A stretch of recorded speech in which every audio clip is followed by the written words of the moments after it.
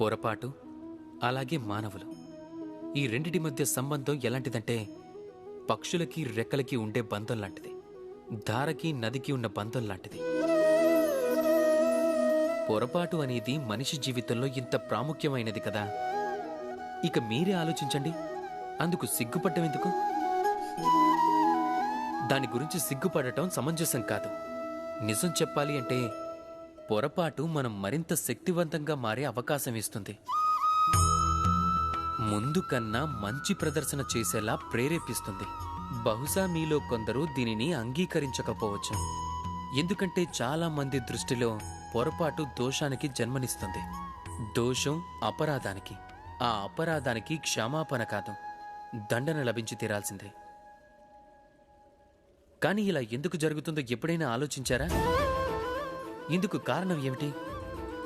దానికి కారణం పొరపాటని అంగీకరించకుండా తప్పించుకోవటం. మీరు పొరపాటు చేసి కూడా దాన్ని అంగీకరించకపోతే అప్పుడు ఆ పొరపాటు దోషంగా మారుతుంది. తరువాత ఆ దోషం అపరాధంగా. సాహసంతో ఉండండి, మీ పొరపాటుని స్వీకరించండి, మీ పొరపాటుని సరిదిద్దుకునే దిశగా మొదటి అడుగు వేయండి.